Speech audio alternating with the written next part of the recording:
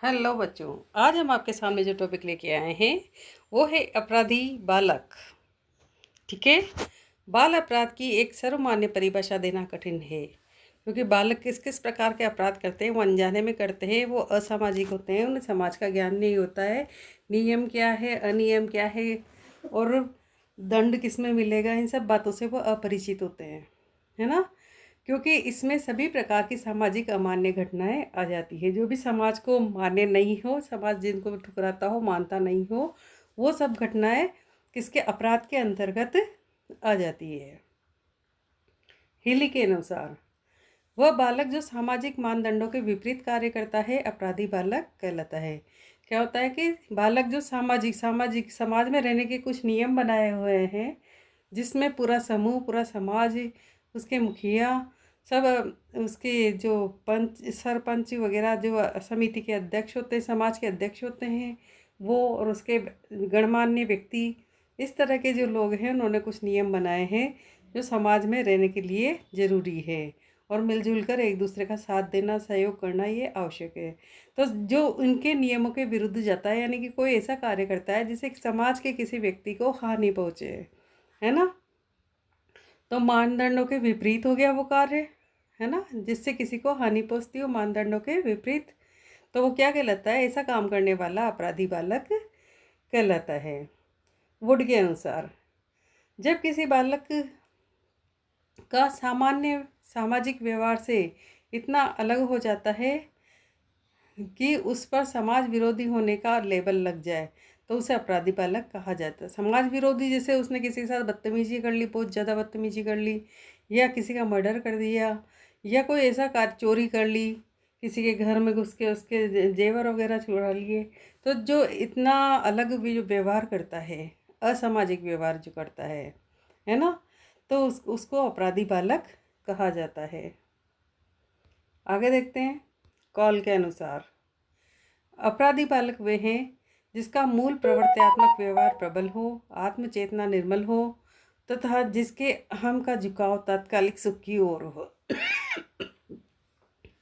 क्या है अपराधी बालक? वे है जिसका मूल प्रवृत्त्यात्मक व्यवहार प्रबल हो, आत्मचेतना निर्बल हो और जिसके अहम का झुकाव तात्कालिक सुख की ओर है। जो बच्चे ऐसे होते हैं जिनको सही गलत का ज्ञान नहीं होता और वो ऐसी प्रवृत्ति रखते हैं कि कुछ न कुछ अपनी आत्मचेतना, यानी कि जो उसकी आत्मा की आवाज़ है जो सही गलत के फैसले नहीं कर पा रही है, वो निर्बल है। वो गलत व्यवहार को ज़्यादा महत्व देता है। वो सोचता है कि गलत से जब काम हो रहा है तो सही के लिए इतनी मेहनत क्यों की जाए, है ना। तो इस तरह से जो बालक व्यवहार करता है उसके अहम का झुकाव तात्कालिक सुख की ओर हो। ठीक है ना। वो कौन होते हैं? अपराधी बालक होते हैं। आगे देखते हैं बाल अपराध की विशेषताएं। बाल अपराध एक अर्जित व्यवहार है। इसे व्यक्ति वातावरण से सीखता है। बाल अपराध बालक का मूल प्रवृत्त्यात्मक व्यवहार है। बाल अपराध अवयस्कों द्वारा किया गया असामाजिक कृत्य है। बाल अपराध में क्या अर्जित व्यवहार है, ये बालक जन्म से सीख के नहीं आता है, ये आसपास के वातावरण से सीख जाता है, या उसकी जो समूह होता है, अपने दोस्त होते हैं, उनसे सीख जाता है। इसे व्यक्ति वातावरण से सीखता है। बाल अपराध समाज बालक का मूल प्रवृत्त्यात्मक व्यवहार है। बाल अपराध अवयस्क द्वारा किया गया असामाजिक कृत्य। अवयस्क यानी कि 18 साल से कम के बच्चे जो व्यवहार करते हैं वो बाल अपराध कहलाते हैं। ठीक है। जो 18 साल से कम उम्र के बच्चे जो असामाजिक कृत्य करते हैं वो बाल अपराध कहलाते हैं। ये व्यवहार बालक के संवेगात्मक द्वंद्व का परिणाम है। संवेगात्मक द्वंद्व यानी कि जब उसे ये बताया जाता है कि तुम्हें ऐसे रहना है, ऐसे चलना है, ऐसे कार्यकलाप करते हैं, इस तरह से व्यवहार करना है, तो वो उसके मन में एक अजीब सा द्वंद्व होता है, ये सही है, ये गलत है, ये सब सिखाने की कोशिश की जाती है बालक को, तो उनके मन में एक द्वंद्व चलता है और उसी का परिणाम ये अपराध होता है। ये बालक का आक्रामक व्यवहार है। आक्रामक है यानी किसी चीज़ पे टूट पड़ना या उसको नष्ट कर देना है, या उस पर बहुत रिएक्ट ऐसा करना कि सब कुछ नष्ट करने की भावना उसमें हो। ये व्यवहार प्रत्येक व्यक्ति के लिए समस्यात्मक है और जो समाज में रहता है सामान्य व्यक्ति उनके लिए समस्या खड़ी कर देता हो। ठीक है। जैसे कि किसी के घर में आग लगा देना, किसी के घर में चोरी कर लेना, है ना। ठीक है। बाल अपराधी की विशेषताएं। शारीरिक विशेषता। इन व्यक्तियों की संरचना आयातिक पाई जाती है। ये पुष्ट मांसपेशी युक्त दुस्साहसी होते हैं।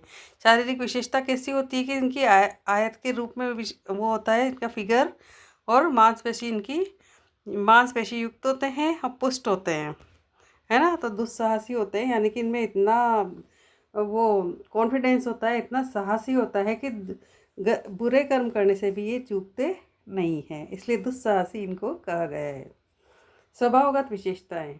ये बालक अशांत शक्ति से भरपूर, आक्रामक, बहिर्मुखी, शीघ्र उत्तेजित होने वाले विध्वंसक होते हैं। स्वभाव कैसा होता है इनका? अशांत होते हैं, कभी इनके अंदर शांति नहीं रहती, हमेशा उत्तेजना रहती है, लड़ाई झगड़ा करने की उत्तेजना रहती है। बहिर्मुखी होते हैं, किसी से डरते नहीं, ये सबसे बात कर लेते हैं, सबके बीच में उठ बैठ लेते हैं, कोई खौफ नहीं होता इन्हें किसी भी चीज़ का। विध्वंसात्मक होते हैं, बड़ा कोई ऐसा काम कर देते हैं जिससे लोगों को बहुत भयंकर नुकसान हो या हानि हो। अभिवृत्त्यात्मक विशेषताएं। ये बालक अपरंपरावादी, सत्ता विरोधी, सत्ता के आगे न झुकने वाले, द्वेषपूर्ण, शत्रुतापूर्ण भाव रखने वाले होते हैं। क्या क्या क्वालिटी होती है? अपरंपरावादी, परंपराओं को नहीं मानते, सत्ता के विरोधी होते हैं, सत्ता के आगे झुकते नहीं हैं, और इनके मन में हमेशा द्वेष भरा रहता है। मनोवैज्ञानिक विशेषता। ये बालक मूर्त और प्रत्यक्ष की ओर झुकाव रखने वाले, समस्या के समाधान में कम व्यवस्थित होते हैं। ये समस्या का समाधान ढूंढने की जगह समस्या ही क्रिएट करते हैं। सामाजिक विशेषता। स्नेह का अभाव तथा नैतिक मानदंड इन्हें पर्याप्त रूप से निर्देशित नहीं कर पाते, है ना। कोई किसी के मम्मी पापा साथ में नहीं रहते, हमेशा लड़ाई झगड़ा करते रहते हो, या बालक को मारते पीटते हो बहुत ज़्यादा मात्रा में, या इस तरह का जहाँ व्यवहार होता है, जहाँ बड़ों का आदर नहीं होता, संस्कार नहीं होते परिवार में, वहाँ के बच्चे अक्सर इस तरह की हरकतें कर बैठते हैं। तो स्नेह का अभाव रहता है उनको न तो घर में नैतिक मानदंड होते हैं, और नई बालक को नैतिक शिक्षा की ठीक से मिलती है, इन्हें पर्याप्त रूप से निर्देशित नहीं कर पाते। बाल अपराध के कारण। वंशक्रम और वातावरण। सबसे पहले लेते हैं वंशक्रम। इस मत के अनुसार बाल अपराध का कारण वंशक्रम है। इसको मानने वाले कॉलिकॉप, विलिंगम, हिले, सिरिल बर्ट, हेनरी आदि थे। लोम्ब्रोसो ने अपराधियों के अध्ययन में विशेष रूप से शारीरिक विशेषताओं को निश्चित किया। उनका मानना था कि अपराधी जन्मजात विशेषताओं और सामाजिक शक्तियों की उपज होते हैं।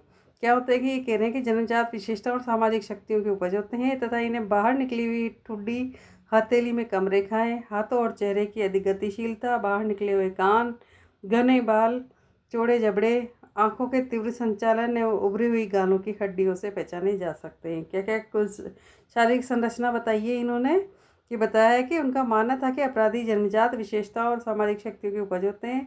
इन्हें बाहर निकली हुई ठुड्डी, है ना, हथेली में रेखाएं कम होती है, चेहरे और हाथों की गतिशीलता ज़्यादा होती है, कान बाहर निकले हुए होते हैं, घने बाल होते हैं, चौड़े जबड़े वाले होते हैं, आँखों का संचालन तीव्र होता है, और उभरी हुई गालों की हड्डियों से पहचाना जा सकता है। इतनी बातें उसमें होनी चाहिए, वो अपराधी बालक माना जाएगा। किसके अनुसार? लोम्ब्रोसो के अनुसार। शेल्डन व ग्लुक्स ने बताया कि ये आयातिक होते हैं। शेल्डन और ग्लुक्स ने कहा कि जो आयताकार के होते हैं वो अपराधी बालक होते हैं। अब चलते हैं हम वातावरण की ओर। पारिवारिक वातावरण। भग्न परिवार, माता पिता का सही नियंत्रण न होना, निर्धनता, माता पिता का नौकरी करना, माता पिता का उपेक्षित व्यवहार, सहोदर ईर्ष्या। ठीक है। पारिवारिक वातावरण क्या है? भग्न परिवार। भग्न यानी कि टूटा हुआ परिवार, माता और पिता अलग अलग रहते हुए आपस में लड़ाई झगड़ा रहते हो, उनमें ढंग से व्यवहार नहीं करते हो। दूसरा है माता पिता का सही नियंत्रण न होना, माता पिता का बच्चे पर ध्यान नहीं हो, अपने ही कामों में व्यस्त हो। निर्धनता भी हो सकता है कि बालक की इच्छा निर्धनता के रहते पूरी नहीं हो पाती, हर चीज़ से दब के या झुक के उसे रहना पड़ता है। माता पिता का नौकरी करना। माता पिता यदि नौकरी पे चले जाते हो तो पीछे से बालक का ध्यान रखने वाला कोई नहीं होता। माता पिता का उपेक्षित व्यवहार। माता पिता यदि उस ढंग से व्यवहार नहीं करते हो, प्यार नहीं करते हो, और उपेक्षित व्यवहार, इसके प्रति उपेक्षा रखते हो, है ना। सहोदर से ईर्ष्या। अपने छोटे बहन भाइयों के प्रति किसी को ज़्यादा से कोई चीज़ ला के दे दी तो उसे इससे जलना, ईर्ष्या करना, ये सारी बातें बाल अपराध के लिए जिम्मेदार है। विद्यालयी कारण। और विद्यालयी कारण में क्या होता है? दूषित पाठ्यक्रम। पाठ्यक्रम कैसा है? दूषित है, क्योंकि इस पाठ्यक्रम में ये चीज़ें बताई नहीं गई है कि कौन सी चीज़ें ऐसी है जो बालक को बाल अपराधी बनाती है और कौन सी चीज़ें ऐसी है जो उसे सामाजिक बनाती है ना। तो पाठ्यक्रम दूषित है, इसमें सिर्फ सब्जेक्ट का ज्ञान दिया जाता है। अनुशासन का अभाव, बालक को अनुशासन नहीं मिला हो ठीक से कि किस तरह से रहना, करना, बातचीत करना, व्यवहार करना, ये सब उसके जीवन में उतारा नहीं गया हो। अध्यापकों का अनैतिक व्यवहार, अध्यापक यदि उसे ज़रूरत से ज़्यादा डांट रहे हैं, मार रहे हैं, किसी बात को लेकर उसे समझने का प्रयास नहीं कर रहे हैं, उसकी समस्या नहीं समझ रहे हैं, तो ये अध्यापकों का अनैतिक व्यवहार भी इसमें जिम्मेदार होता है। विद्यालय का राजनीतिक वातावरण, विद्यालय में पॉलिटिक्स चलती हो और बालक उसके वशीभूत अपना कोई कार्य नहीं कर पाता हो। छात्रावास का वातावरण भी हो सकता है कि बालक को छात्रावास में रहने के लिए छोड़ दिया और वहाँ गैंगस्टर बन रहे हों। पाठ्य सहगामी क्रियाओं का अभाव, और जो गतिविधियाँ होती है विद्यालय के अंदर, जैसे कि खेल की गतिविधि, एनसीसी, एनएसएस वगैरह, ग्रुप बना के जहाँ पर काम होता है, इस तरह की गतिविधियों का वहाँ पे अभाव हो। अगली बात है कि सामाजिक कारण। अब सामाजिक कारण कौन कौन से? एक तो मित्र मंडली, हो सकता है कि उसको ऐसे मित्र बन गए हों जिनकी हरकतें गलत हो, जो समाज में अमानवीय व्यवहार करते हैं और उनके साथ उसका उठना बैठना हो गया हो। समाज का दूषित वातावरण, किसी समाज का वातावरण ही ऐसा होता है कि शिक्षा के प्रति जागरूक नहीं होते, अपने प्रति जागरूक नहीं होते, तो बालक को भी कुछ भी नहीं सिखा पाते, समाज भी उन्हें कुछ नहीं दे पाता। गंदी बस्तियाँ, जब वातावरण गंदा हो, बुरी संगति यानी इसकी संगत बिगड़ गई हो और युद्ध की स्थितियाँ पैदा हो गई हो, अश्लील साहित्य व सिनेमा वो देखता हो। निराकरण के उपाय, इसके दो उपाय हैं, निरोधात्मक उपाय और उपचारात्मक उपाय। निरोधात्मक उपाय, माता पिता की शिक्षा, के माता पिता पढ़े लिखे होना जब बहुत ज़रूरी है, जब भी वो बालक को सही दिशा की ओर ले जाएंगे। मित्र मंडली में सुधार, उसकी मित्र मंडली अच्छी सामाजिक होनी चाहिए, अच्छे व्यवहार करने वाली होनी चाहिए और एक दूसरे के प्रति सहयोग और समर्पण की भावना वाली होनी चाहिए। प्रतिस्थापित वातावरण, वातावरण ऐसा हो जो चेंज किया जा सके, समझा जा सके। विद्यालय वातावरण में सुधार होना चाहिए और समाज में सुधार होना चाहिए। जहाँ पे समाज बदनाम हो किसी कारण से, तो उसमें ऐसा नहीं हो कि मेरा तो समाज बदनाम है तो मैं तो बुरे ही कर्म करूँगा, ऐसा नहीं है। अच्छे कर्म करके अपने समाज में भी अच्छा काम वो कर सकता है और समाज की सुधार की भावना इसमें होनी चाहिए। उपचारात्मक उपाय दो प्रकार के होते हैं, मनोवैज्ञानिक और वैधानिक। मनोवैज्ञानिक उपचार तीन प्रकार के, खेल, मनोविश्लेषण और मनो अभिनय, है ना। खेल के माध्यम से भी ये गतिविधि ठीक की जा सकती है, मनोविश्लेषण उसका मानसिक विश्लेषण भी किया जा सकता है और अभिनय के माध्यम से भी किया जा सकता है। वैधानिक उपचार है जिसमें बाल सुधार गृह में डाला जा सकता है, पोस्टल संस्थाएं होती है, प्रशिक्षण काल होता है, प्रोहिबिशन पीरियड भी इसमें होता है, वो वैधानिक उपचार होता है। वैधानिक यानी कि विधान के अनुसार, कानून के अनुसार, ठीक है। नोट, एक व्यक्ति जो स्कूल खोलता है एक बाल सुधार गृह को बंद कर देता है। विक्टर ह्यूगो, इनके अनुसार विक्टर ह्यूगो यूँ कहना चाहते थे कि जो स्कूल खोलते हैं उसमें सिर्फ किताबी ज्ञान दिए जाते हैं, तो बालक के सुधार के लिए कोई व्यवस्था उसमें नहीं होती है ना। इसलिए विक्टर ह्यूगो ने कहा है कि एक व्यक्ति जो स्कूल खोलता है एक बाल सुधार गृह को बंद कर देता है। मुझे उम्मीद है आपको बाल अपराधी से संबंधित जो पूरी बातें हमने बताई है वो समझ में आ गई होगी। तो हमारे चैनल को लाइक शेयर सब्सक्राइब करें। जय हिंद, जय भारत।